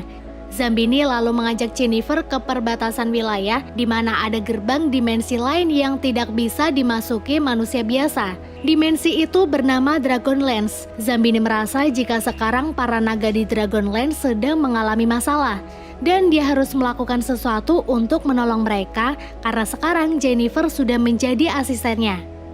Zambini bertanya apakah dia mau membantu dan dengan polosnya Jennifer menjawab dengan senyum indahnya. Singkat waktu, akhirnya mereka tiba di kediaman Zambini. Tempat itu bernama Gazam, tempat agen tenaga kerja untuk ahli sihir. Tidak lupa Zambini mengenalkan Jennifer kepada dua asisten setianya, Mobin dan Lady. Walaupun mereka agak aneh, tapi mereka ramah dan Jennifer menyukainya. Keseharian Jennifer di Gazam adalah belajar sihir bersama Zambini dan dua asistennya. Dia juga diceritakan jika kini sihir telah kalah dengan modernisasi yang mulai bermunculan menjadikan agen sihir mereka tidak laku lagi. Dan para penyihir yang dulu bekerja mengendalikan cuaca berpindah profesi menjadi pembersih sekolah. Cerita dan pembelajaran yang Zambini berikan pun terus berlanjut hingga tidak terasa sekarang Jennifer sudah beranjak dewasa. Hari itu Zambini mengajak Jennifer untuk memeriksa keberadaan para naga. Telah diketahui jika kini populasi naga sudah semakin berkurang dan hanya menyisakan dua, mereka adalah Finkelhorn dan Madcation. Tapi setelah musim dingin berakhir, Zambini tidak melihat Finkel. Dan jika diasumsikan sudah mati, maka seharusnya yang tersisa hanya Madcation. Tiba-tiba saja Zambini pamit pergi untuk mengurus bisnis di luar kota. Jennifer yang tidak ingin berpisah pun meminta untuk ikut, tapi Zambini menolak. Dia berjanji akan pulang sebelum makan malam tiba. Tapi yang terjadi adalah Zambini tak kunjung kembali padahal hari sudah malam. Dua penyihir bergegas mencari petunjuk yang bisa menjelaskan kemana Zambini pergi. Jennifer lalu pergi ke kamar Zambini tapi sial pintunya terkunci oleh sihir. Segala cara kemudian mereka lakukan untuk menemukan Zambini, tapi tak ada satupun yang bisa membantu. Mereka malah mendapatkan pekerjaan untuk membetulkan listrik di salah satu rumah warga. Tiba di sana, Jennifer berusaha meyakinkan customernya itu untuk yakin kepada pelayanan agennya jika pekerjaan akan selesai dalam waktu singkat. Ya walaupun terlihat agak aneh.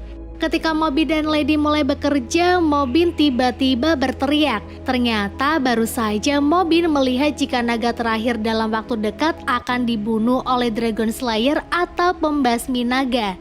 Di tempat lain, penyihir kerajaan juga mendapatkan penglihatan yang mana seperti Mobin. Dia lalu lari memanggil raja sampai membuat raja marah karena tidurnya terganggu. Si penyihir pun dipasung dan dipaksa menjelaskan apa yang barusan ia lihat. Mengetahui jika naga terakhir sebentar lagi akan dibunuh oleh Dragon Slayer, raja menjadi senang karena dengan itu dia akan mengecap wilayah Dragonsland adalah miliknya sehingga dia bisa memperluaskan kerajaannya.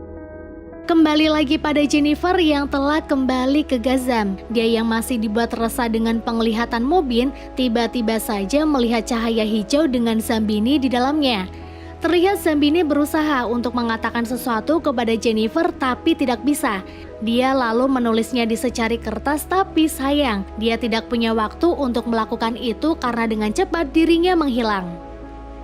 Dari kejadian itu Jennifer teringat jika sihir akan mati jika naga mati. Jadi gini lur, di waktu yang sama Zambini kan menghilang terikat oleh sihir dan naga sebentar lagi akan dibunuh oleh Dragon Slayer. Jika naga berhasil dibunuh dan mati karena Jennifer tidak akan bisa bertemu dengan Zambini lagi, otomatis Zambini juga akan ikut menghilang. Untuk mencegah hal itu terjadi, Jennifer pun pergi untuk menghentikan Dragon Slayer. Tiba di kota, akhirnya Jennifer bertemu dengan Brian yang mengenalkan dirinya sebagai Dragon Slayer. Tidak basa-basi lagi, Jennifer meminta Brian untuk menghentikan itu, tapi Brian menjelaskan jika tugasnya untuk membunuh naga terakhir adalah sebuah takdir dan Brian tidak bisa menolaknya. Brian kemudian mengajak Jennifer ke rumahnya. Di sana dia menunjukkan pedang Exorbitus, pedang yang bisa memotong apapun bahkan sihir sekalipun. Tanpa mendengarkan beberapa pertanyaan yang diajukan oleh Jennifer, Brian tiba-tiba saja memutar sebuah film yang menceritakan asal mula dibuatnya gerbang penghalang antara dunia manusia dan Dragonlance. Jennifer juga akhirnya tahu jika Dragon Slayer akan membunuh naga jika memang ada naga yang bertindak seenaknya, yaitu masuk ke dunia manusia. Setelah itu Brian memberikan pedang Exorbitus kepada Jennifer dan menjelaskan kepadanya jika Jennifer ikut dalam garis keturunan Dragon Slayer yang namanya sudah tertulis dalam pedang tersebut sejak 300 tahun terakhir. Brian juga menambahkan jika hanya Dragon Slayer asli yang bisa memegang pedang itu. Selainnya akan berubah menjadi abu dan benar, tidak lama kemudian Brian sudah hangus menjadi abu. Video kembali berputar. Terlihat Brian yang memberitahu Jennifer memang sudah konsekuensi untuk dirinya jika bertemu dengan Dragon Slayer yang baru lalu memberikan pedang kepada Dragon Slayer tersebut. Tapi bukannya bersedih, Brian memberikan semangat kepada Jennifer agar berhasil membunuh naga terakhir. Jennifer yang belum bisa menerima takdirnya itu bergegas pergi dan meninggalkan pedangnya tanpa dia tahu jika di luar para pengawal raja sudah bersiap untuk menangkap Jennifer. Dia dibawa ke hadapan raja karena diminta untuk segera membunuh naga dan Dragonsland akan diubahnya menjadi daerah perbelanjaan dan benteng kerajaan. Jennifer yang pastinya tidak akan pernah membunuh naga dengan tegas menolak permintaan raja yang membuat dirinya hampir dimasukkan ke penjara. Penyihir yang tidak ingin hal itu terjadi dan menunggu Dragon Slayer berikutnya datang dengan tenang meminta raja untuk membatalkan perintah itu. Dia lalu memberikan penawaran istimewa untuk Jennifer jika dia melakukan apa yang raja inginkan. Saat Jennifer akan pulang, terlihat pria misterius sedang mengintai Jennifer. Dia bahkan akan membunuh Jennifer menggunakan panah sihirnya. Tapi hal itu gagal karena Jennifer naik ke kereta dan bertemu dengan ibu panti asuhannya dahulu.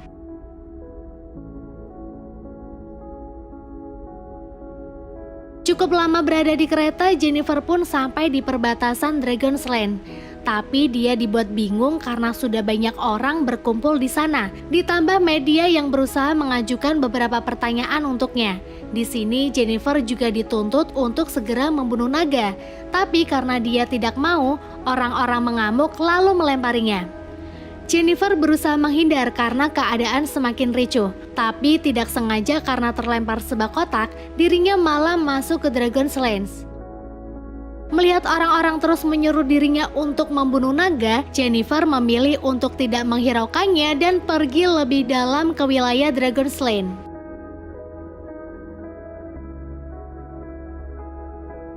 Tidak pernah Jennifer duga jika naga terakhir Malcation datang menghampirinya. Walaupun rada takut melihat wujud sang naga, Jennifer mengungkapkan jika kedatangannya ke Dragonland bukanlah untuk membasmi naga, walaupun dirinya sendiri adalah seorang Dragon Slayer. Mendengar itu, naga hanya tertawa. Dia lalu bertanya untuk apa Jennifer datang. Jennifer menjawab jika dia ingin meminta pertolongan Malcation untuk membebaskan Zambini dari sihir. Malcation tidak bisa melakukan itu, dan Jennifer harus segera membunuhnya. Jika tidak, sihir yang ada di Dragon's Lane akan membinasakan kerajaan dan semua orang. Sepulangnya dari Dragonlance, Jennifer mengobrol dengan Mobin. Mobin memberikan petunjuk lokasi terakhir sebelum Zambini menghilang. Tidak perlu berpikir lagi, mereka pun pergi ke tempat itu. Di sana Jennifer dengan jelas melihat detik-detik Zambini menghilang. Karena tidak tahu harus melakukan apa lagi, mereka pulang dan di dalam tidurnya Jennifer melihat Zambini berusaha berbicara kepadanya, tapi suaranya sama sekali tidak terdengar. Singkat waktu, pagi pun tiba. Sambil makan kue hasil sihirnya Mobin, mereka bertanya-tanya apakah benar kematian naga bisa mempengaruhi sihir. Dan untuk mengetahui itu, mereka seharusnya membuka kamar Zambini dan membaca buku catatannya. Tapi karena kamar itu terkunci oleh sihir, Lady dan Mobin tidak bisa apa-apa. Jennifer yang ingat jika pedang Exorbitus bisa memotong apapun termasuk sihir, Jennifer dengan cepat pergi ke rumah Brian untuk mengambilnya lagi. Di tempat itu juga dia bertemu dengan Gordon, temannya dulu di panti asuhan. Saat dia sudah mendapatkan pedangnya lagi, Jennifer langsung mencobanya pada sebuah gembok. Dan ternyata benar, hanya dengan sentuhannya saja gembok itu sudah hancur dibuatnya. Dia lalu melihat ruangan yang baru saja ia rusakkan kuncinya. Terlihat fosil naga yang dipajang di ruangan tersebut. Ketika Jennifer sedang melihat-lihat, dia mendengar sesuatu yang ternyata itu adalah pria dengan panah sihir kemarin. Mereka pun terlibat pertarungan saat itu juga.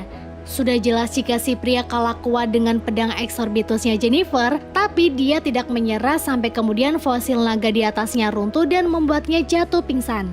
Jennifer dengan cepat mengikat tubuh si pria. Hingga ketika dia bangun, Jennifer memberikan pertanyaan kenapa si pria mengincar dirinya. Secara terang-terangan si pria berkata jika dia adalah orang yang melindungi naga-naga di Dragonlance. Dia takut jika Jennifer nanti akan membunuh naga terakhir. Maka dari itu si pria melakukan hal tersebut. Mengetahui itu, Jennifer dengan perlahan memberitahu jika dirinya tidak akan pernah membunuh naga, yang kemudian membuat Jennifer dan si pria berteman baik. Keesokan harinya setelah melakukan beberapa hal untuk keperluan media, Jennifer mengobrol dengan Gordon. Dia mengungkapkan rasa bersalahnya karena sebentar lagi dia akan mengecewakan Zambini dengan membunuh naga terakhir. Untungnya Gordon bisa menenangkan hati Jennifer dengan pergi saja besok ke Dragonlance dan ikuti naluri hati. Malamnya, Jennifer dan Tiger masuk ke kamar Zambini dengan membuka kunci menggunakan pedang Exorbitusnya. Di dalam sana, Jennifer mengetahui jika ternyata naga tidak akan pernah bisa melewati batas gerbang. Dan ternyata gerbang itu dibuat tak lain untuk memenjarakan naga-naga agar tidak masuk ke dunia manusia. Nah, di sini mereka bertanya-tanya, kalau para naga nggak bisa lewat batas, tapi kenapa harus ada Dragon Slayer? Jennifer yang masih bingung tiba-tiba saja mendapatkan petunjuk. Dia teringat jika Gordon bekerja dengan Stavko tempat terakhir saat Zambini menghilang. Dengan cepat Jennifer pun kembali ke tempat Gordon untuk meminta keterangan darinya. Tapi tidak disangka jika yang berada di tempat itu adalah anak raja. Dia memaksa Jennifer untuk segera melakukan perintah raja atau kalau tidak dirinya akan dibunuh. Jennifer yang masih kekeh tidak akan pernah membunuh naga berusaha untuk kabur menggunakan mobil milik Brian dulu dan membiarkan Tiger tertangkap para pengawal raja. Tiba di Gazam, Lady yang tahu jika Jennifer sedang dikejar-kejar seseorang langsung menyuruhnya untuk diam dan tak bersuara karena dirinya akan menyihir Jennifer agar tidak terlihat. Dan cara itu berhasil. Setelah lolos dari mereka, Jennifer memberitahu Lady jika dirinya tak segera membunuh naga, maka Tiger dan seluruh keluarga akan dibunuh oleh Raja. Tapi jika Jennifer membunuh naga, maka dia tak akan bisa menyelamatkan Zamini. Wah, Mbak Yani jadi ikutan bimbang nih. Lady berusaha menenangkan Jennifer yang menangis. Dia meyakinkan Jennifer untuk melakukan hal yang Jennifer anggap itu benar. Di waktu yang sama, televisi memperlihatkan Gordon yang pergi ke Dragonlance untuk membunuh naga terakhir. Jennifer yang tidak bisa membiarkan itu langsung pergi, tapi perjalanannya diganggu oleh anak raja dan para pengawal. Ketika dirinya berusaha kabur dan bahkan berniat untuk menyerang balik, si pria panah atau bisa kita sebut Blacklock datang tepat waktu untuk menolong Jennifer. Mereka terbang tapi Blacklock berhasil dipanah oleh anak raja. Dia lalu terjatuh bersama Jennifer. Karena tidak kuat lagi menahan sakit, Blacklock meminta kepada Jennifer untuk melindungi sihir dan juga melindungi para naga. Jennifer lalu mengambil lagi pedangnya dan berlari menuju perbatasan, di mana sudah ada raja dan orang-orang yang akan menyaksikan pertarungan Dragon Slayer dan naga terakhir. Beberapa orang sempat menahannya untuk masuk ke Dragonland karena tahu jika dia ingin menggagalkan Gordon. Tapi untungnya Jennifer berhasil masuk ditemani anjingnya untuk mencari Gordon. Di sisi lain, Lady datang menyelamatkan Tiger dengan sangat mudah hanya dengan menggunakan tipuan sihirnya. Kembali lagi pada Jennifer, dia yang kini sedang menelusuri Dragonlance tiba-tiba saja diserang dari belakang oleh Gordon. Sembari berusaha menghindar, Jennifer bertanya kenapa Stavko yang tak lain perusahaan yang dimiliki oleh penyihir berusaha untuk menyingkirkan penyihir lain yang tak lain adalah Zambini. Gordon pun menjawab jika Zambini terlalu tertarik dengan naga dan ingin mengetahui rahasia Stavko. Stavko sendiri menganggap sihir itu sudah tidak ada dan uang adalah permainan mereka. Gordon yang sudah terhipnotis dengan kekayaan yang diberikan orang tua angkatnya di Stavko berusaha keras untuk membunuh naga karena ingin sihir benar-benar hilang dan usahanya tetap berjalan lancar. Jennifer yang tidak bisa diam saja berusaha untuk kabur. Anjingnya yang melihat Jennifer sedang diincar oleh Gordon dengan sigap langsung menyerang Gordon, tapi malah dirinya sendiri yang tertembak. Mendengar anjingnya itu terluka, Jennifer dengan cepat menghampiri Gordon. Dia yang sudah kecewa dengan Gordon langsung memecat Gordon dari posisinya sebagai asisten resmi Jennifer. Jadi gini lur, seorang Dragon Slayer membutuhkan asisten untuk membunuh naga. Nah, si Jennifer yang awalnya percaya banget sama Gordon langsung mengangkatnya jadi asisten. So, otomatis si Gordon juga bisa masuk ke Dragonlance. Tapi karena sekarang Gordon resmi dipecat, dia pun akhirnya musnah. Tidak lama setelah itu, Malcation datang dan langsung menyemburkan apinya. Di waktu yang sama juga kekacauan terjadi di luar Dragonlance. Sihir yang ada pada pembatas tiba-tiba saja hilang kendali, lalu menyemburkan kelihatan ungu yang merusak apapun di dekatnya. Malcation yang kini sudah bertemu dengan Jennifer menyuruh Jennifer untuk membunuhnya, atau jika tidak dia akan membunuh Jennifer. Kenapa begitu? Karena sekarang sihir di Dragonlance sudah tidak dapat Malcation kendalikan lagi sebab dirinya sudah terlalu tua. Jika Jennifer membiarkan dirinya hidup, maka taruhannya semua orang akan musnah dengan sihir. Melihat itu, Jennifer berkata, jika sebenarnya orang-orang memang layak mati karena serakah.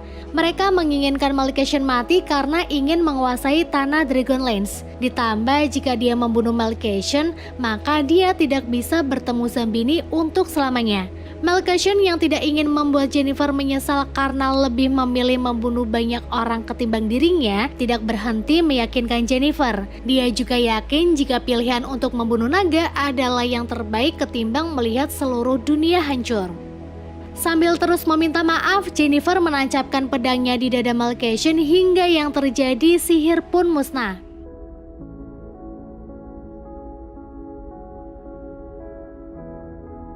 Ketika tahu sihir telah hilang, orang-orang yang serakah itu langsung berbondong-bondong masuk untuk mengeklaim tanah Dragonlance berebut dengan yang lainnya.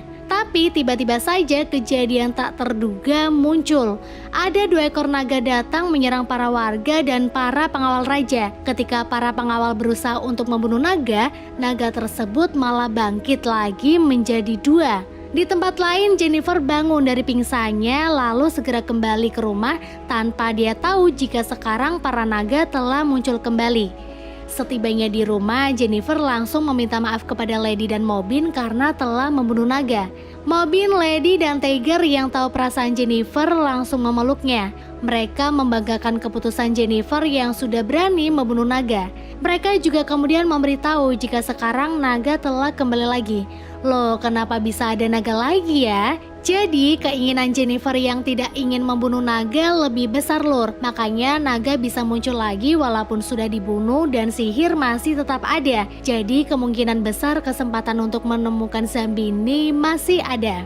Tapi Jennifer yang tetap merasa menyesal akan hal itu bergegas meninggalkan mereka dan masuk ke kamar Zambini. Dia terduduk lemah sambil mengenang Zambini. Tapi tiba-tiba datang sihir yang sangat kuat. 2 ekor naga juga terlihat memutari atap rumah. Awalnya Jennifer dan keluarga bingung sebenarnya apa yang terjadi. Dan ternyata Zambini datang tepat di depan mata Jennifer. Dengan cepat Jennifer memeluk Zambini dan mengungkapkan rasa rindunya. Tapi tiba-tiba saja Zambini kembali lemah dan hilang lagi karena kekuatan sihir tidak bisa dikendalikan lagi oleh para naga. Tentu hal ini masih belum bisa Jennifer terima dan semakin membuatnya bingung karena melihat papan nama di pintu kamar sudah berganti nama menjadi Jennifer Strange. Itu artinya sekarang Zambini sudah mewariskan segala harta maupun kekuatan sihirnya kepada Jennifer dan film pun berakhir.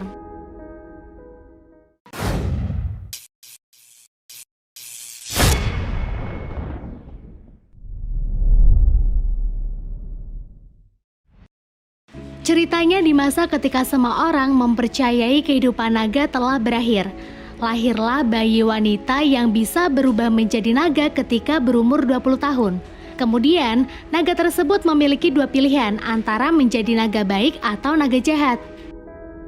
Kemudian di Los Angeles, seorang wartawan TV bernama Ethan melihat kulit makhluk aneh yang sedang diteliti oleh beberapa orang. Dan saat Ethan sedang mendokumentasikannya, dia yang melihat kulit tersebut seketika flashback dengan kenangannya saat 15 tahun yang lalu. Dahulu Ethan mengantar ayahnya menjual sebilah pedang antik di sebuah toko yang dimiliki oleh Jack. Nah, ketika Ethan menunggu ayahnya bernegosiasi dengan pemilik toko, dia melihat sebuah kotak yang isinya sama seperti apa yang dia lihat belum lama ini. Kulit itu juga seakan menyalurkan energi ke Ethan. Dan Jack yang sadar akan hal itu pun segera membuat cara agar ayah Ethan pergi sementara dengan dia yang pura-pura sakit. Setelah itu Jack memberitahu ke Ethan bahwa dia adalah orang yang terpilih untuk melindungi Yohiju. Barusan apa yang Ethan lihat adalah kulit Imogi, yang mana itu merupakan makhluk legenda dari Korea yang dapat berubah menjadi naga selama 500 tahun sekali. Zaman dulu kala di suatu tempat hidup naga yang disebut Imogi. Mereka tinggal di langit dengan para pengikutnya. Nah, setiap 500 tahun sekali, Imogi dikaruniai satu benih, di mana misal benih itu akan menjadi seekor naga, maka dia harus menerima Yohyeju terlebih dahulu dari langit. Namun pada saat momen itu juga akan muncul Imogi jahat atau kita sebut Buraki. Di sini Buraki dan para pengikutnya selalu mencari keberadaan Yohyeju karena mereka berniat akan mengambil seluruh kekuatan yang dimiliki Yohyeju. Namun di sini langit tidak memperbolehkan dan akhirnya Yohyeju diturunkan ke bumi tepatnya di Korea pada tahun 1507. Di waktu yang sama, Bochun dan Hara muridnya ditugaskan oleh langit untuk melindungi Yohyeju. Namun cepat lambat Buraki juga mengetahui di mana keberadaan Yohyeju. Akhirnya Yohyeju dimasukkan ke dalam tubuh bayi wanita oleh langit dengan sebuah tanda tato naga di bahunya. Yohyeju tersebut akan muncul dengan sempurna ketika bayi itu berusia 20 tahun. By the way, bayi itu adalah seorang anak raja, yang mana istrinya meninggal tepat saat dia melahirkan bayi ini. Dan raja yang mengetahui anaknya akan berubah menjadi naga saat berumur 20 tahun, menugaskan Bochun dan Haram untuk menjaga anaknya. Singkat cerita, 20 tahun kemudian, bayi itu kini telah menjadi gadis yang cantik dan pintar bernama Narin. Dia selalu dijaga oleh Haram. Namun karena tresno jalaran sekoklino, akhirnya mereka pun terlibat sebuah hubungan asmara. Ini tentunya menjadi sebuah masalah besar. Saat itu juga Bochun memberikan sebuah kalung dari langit kepada Haram yang dapat dia gunakan saat dalam keadaan berbahaya. Kemudian iblis Buraki yang mengetahui calon Yuhiju ada di sana, segera datang bersama pengikutnya dan menyerang desa. Para pasukan menghancurkan rumah penduduk. Mereka juga mengecek tanda tato naga ke para gadis hingga akhirnya terkuaklah bahwa anak rajalah yang merupakan Yuhiju. Tak perlu waktu lama sang raja langsung dihabisi oleh pengikut Buraki. Sementara Narin yang tertangkap segera dibawa kabur oleh Haram. Namun sayangnya karena Haram sangat bucin dengan Narin, dia akhirnya memilih untuk mengajak Narin bunuh diri dan mengesampingkan kewajibannya. Karena dia tahu jika Narin tetap hidup pun dia akan tetap tewas jika Yuhiju dalam dirinya diambil oleh Imogi. Haram lalu membuang kalung yang diberi oleh Bochun dan pada akhirnya mereka berdua pun mati sebagai orang yang saling mencintai. Sementara menurut Jack Buraki yang gagal mengambil kekuatan Yuhiju, dia pasti akan datang 500 tahun setelahnya untuk melakukan hal yang sama. Dan you know Lur, ternyata Jack ini adalah reinkarnasi dari Bochun, sementara Ethan reinkarnasi dari Haram. Menurut Jack, apa yang membawa Ethan ke sini adalah sebab takdir. Dan setelah Jack memberikan kalung yang sama seperti dulu kepada Ethan, dia menyuruh anak kecil ini menemukan Yuhiju. Jack menjelaskan kepada Ethan bahwa seperti yang sebelumnya, Yuhiju memiliki tanda naga di bahunya dan kali ini dia bernama Sarah. Ethan ditugaskan pada saat gadis itu menginjak usia 20 tahun, dia harus membawanya ke Grand Cave. Film pun kembali ke masa sekarang tahun 2007, di mana Ethan sudah dewasa. Ethan yang teringat dengan ucapan Jack meminta tolong kepada beras sahabatnya untuk mencari wanita bernama Sarah. Namun itu tidak efektif karena nama Sarah di Los Angeles sangat banyak. Di lain tempat, Sarah yang masih berusia 19 tahun terlihat sedang berada di tempat gym. Bersama temannya, Sarah melihat berita televisi yang disiarkan oleh Ethan mengenai penemuannya di awal film ini. Dan entah kenapa nih, saat Sarah melihat kulit Imogi tersebut, dia tiba-tiba saja panik sendiri dan pulang. Di rumah, Daniels yang mengkhawatirkan kondisi Sarah akhirnya mengajak dia pergi ke sebuah bar.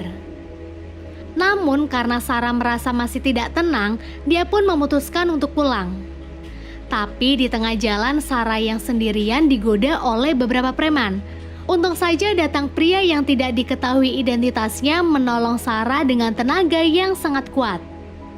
Sementara di kebun binatang terlihat seorang pengawas ketakutan karena dia melihat beberapa gajah di sana mati terkena serangan naga. Balik lagi ke Sarah, dia yang selamat melaporkan kejadian itu ke kantor polisi. Di sana seorang wartawan yang melihat kejadian tersebut segera memfoto Sarah karena dia beranggapan Sarah lah yang berhasil mengalahkan 3 pria jahat tadi. Nah, ternyata wartawan tadi bekerja di perusahaan yang sama dengan Ethan. Ketika Ethan mendengar cerita dan foto yang berhasil temannya dapat itu, dia langsung beranggapan jika wanita ini pasti Sarah yang dia cari-cari.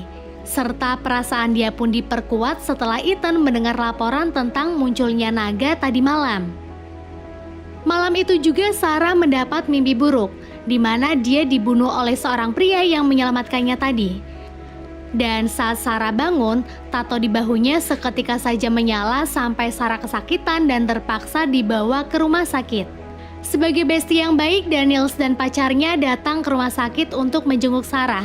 Namun karena tak diperbolehkan masuk sebab ini bukan jam besuk, mereka pun akhirnya memilih untuk ke rumah Sarah dan mempacking beberapa baju untuknya.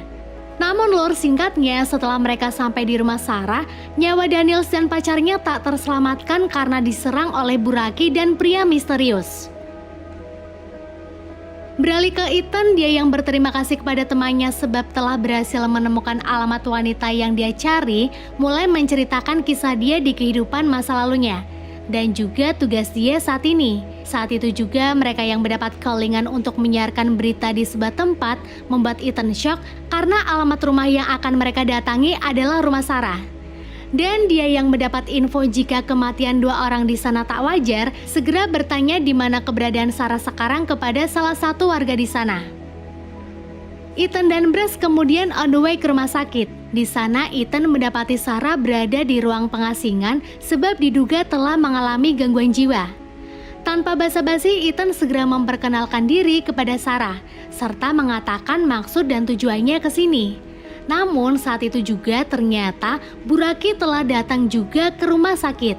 Naga yang sadar jika ada Sarah di dalam gedung itu pun segera masuk dan mengacaukan suasana di rumah sakit. Sementara Ethan berhasil membawa kabur Sarah berkat bantuan dari Brass. Di perjalanan mereka kembali diserang oleh pria misterius. Ternyata dia adalah pemimpin pasukan Atrox yang menyamar. Dan tujuan dia menyelamatkan Sarah kala itu yaitu agar Sarah tetap hidup sebelum Yuhijunya diambil. Untung saja kali ini Ethan dan kawan-kawan berhasil kabur karena mereka ditolong oleh seorang wanita yang ternyata nih dia adalah Jack yang menyamar. Karena Brass memilih untuk berpencar dengan mereka, Ethan akhirnya mengajak Sarah menenangkan diri di sebuah pantai. Nah, tanpa disadari, Ethan dan Sarah mulai menyukai satu sama lain. Di lain tempat, Menteri Pertahanan bersama beberapa agen di sana sedang membicarakan tentang banyaknya insiden aneh yang akhir-akhir ini terjadi. Di sini ketika salah satu agen berpendapat mungkin ini ada hubungannya dengan sebuah legenda di Korea, opini itu pun segera ditolak oleh Menteri Pertahanan.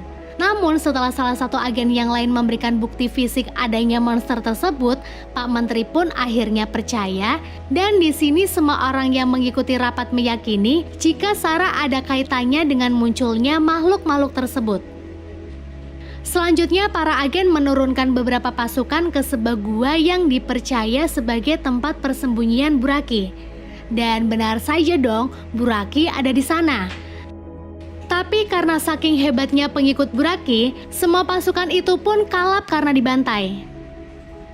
Hari itu juga Ethan yang sudah jatuh cinta dengan Sarah membawanya ke tempat hipoterapi. Di alam bawah sadarnya Sarah melihat momen saat bersama ayahnya. Bahkan Sarah juga melihat kehidupan dia sebelumnya yang ternyata menjadi Narin. Setelah itu tubuh Sarah mengeluarkan cahaya dan beberapa saat kemudian setelah Sarah sadar, Ethan segera mengajaknya kabur dari sana karena Buraki datang. Mereka yang berhasil lolos selanjutnya bertemu dengan Brass. Sesuai permintaan Ethan, di sana Brass menelpon sebuah agen untuk mengirimkan sebuah helikopter kepada Ethan. Tak lama setelah Brass kembali ke kantor, Jack datang menemui Ethan dan di sana dia mengingatkan kembali jika Ethan tak bisa lepas dari takdirnya dan harus membawa Sarah ke Grand Cave. Saat itu juga Buraki kembali datang. Ethan segera mengajak Sarah kabur dan saat mereka sudah tak bisa lari kemana-mana lagi, para polisi di waktu yang tepat datang dan mengalihkan perhatian Buraki. Kini Buraki mulai menyerang kota dan para warga Los Angeles. Di sisi lain, Ethan mengajak Sarah naik ke helikopter dan dia berencana akan pergi ke Grand Cave. Namun sayangnya saat helikopter itu akan terbang, Buraki datang menyerang. Sadar mereka tak bisa pergi dengan helikopter ini, maka Ethan dan Sarah pun akhirnya melompat ke rooftop. Di sini Buraki mengamuk, namun untung saja mereka lagi-lagi ditolong oleh aparat keamanan.